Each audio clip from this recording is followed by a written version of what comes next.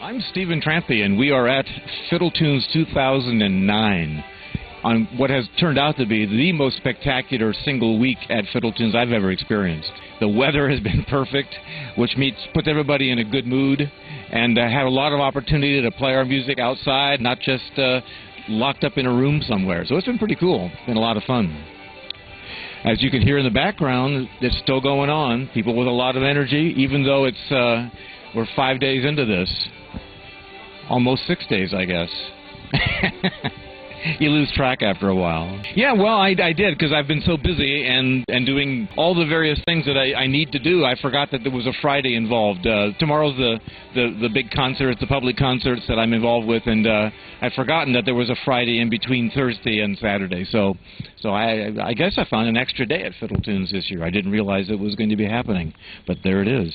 So far, I have been sitting at home with my feet up, listening to whatever music drifts my way, because it happens all over the place and from all kinds of different directions. There was a workshop just 50 feet from where I was sitting earlier today that I was able to participate in a vicarious fashion. I wasn't actually in it, but I could pretend that I was and enjoy all the things that were happening there. It was an improvisation workshop. What do you do as a player when you are wanting not just to play the melody anymore, when you can do something else to make the entire experience richer for yourself as a player or richer for the other people you're playing with?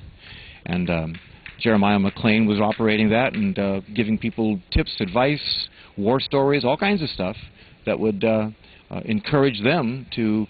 Basically, when you improvise, you got to take a chance. You have to be willing to gamble. You got to be willing to hang out there and fall down flat sometimes, because your ideas don't always work. But if you're not willing to try it, well, they'll never work, will they? It's not duties. It's more of an opportunity to keep this festival alive. This is probably the most single important week of my year. I look forward to Fiddle Tunes more than anything else that I do regularly. And that's because it never has failed to fulfill me, to bring me the challenges and the success as a player that has become so important to my daily life now.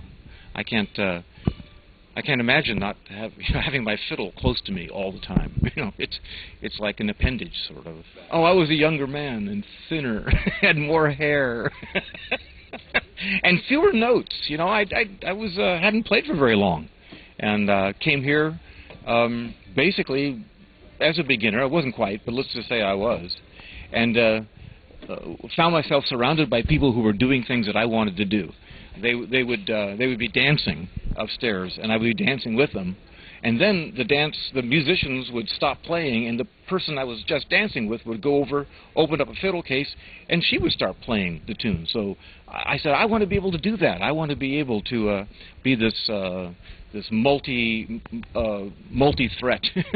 to the music and dance world. And so I set off actually with a goal in mind, and it took me 5 years to get that done. I was 30, and so it took me until I was 35 to make that happen. And years later, when I was teaching beginner fiddlers who would come to me as full adults, you know, full grown-up people wanting to learn how to play the fiddle, I had to tell them, you know, how long it took. Even with my love and my dedication and my drive, it still took me 5 years to get to the point where I felt comfortable playing out.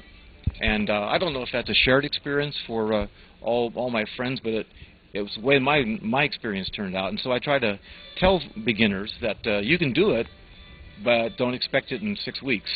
And many folks are not happy when they learn that information. They would like to have a more instant response than a 5-year plan, but that's how it worked for me.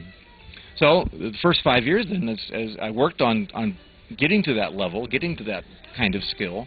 And then since then, the next 25 years has been just simply enjoying that. You know, I presume my playing has grown and changed, but mostly what I do is just have a great time with it. And on the looks of the faces that I play, of the people I play with, they seem to be having a good time too, so I'm not ruining their experience. I found Ferris, so you're off the hook. Well, this year is just like all the rest in that we like to try to present. By that I mean my involvement in this is because of my longevity.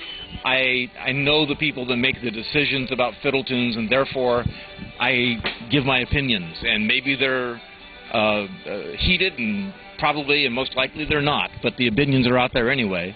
And I feel a certain sense of ownership, I suppose, of tunes. So when I talk about what its mission is, the mission to expose as many different kinds of players as possible to as many different kinds of music as possible, that whole smorgasbord effect where you have Mexican music, or you have music from the Orkney Islands or from Shetland, or you have music from all over Appalachia or New England or yeah, you name it. We've done it here, and this has been another year of that kind of success. And there is no one, if you walk around, and you've probably been doing that all week long, checking out the faces of people on campus, there's no one who's not having the greatest time of their lives. It is just such an absolute thrill here, because it's a protected universe. You don't have to worry about any of the other things that hang you up out there in that other part of your life. Here you can just completely ignore that and immerse yourself in what carries the most meaning for you. And for me, it's music. It's being a player. And all the rest of the stuff doesn't matter. I can be here now, very much in the present. And I think maybe that's, for me, one of the real keys of my happiness at Fiddle Tunes is I don't have to, time warp at all. I can just be right here, right now. The grueling fine time, yeah. Well, you can abuse yourself to the limits of your imagination at Fiddle Tunes.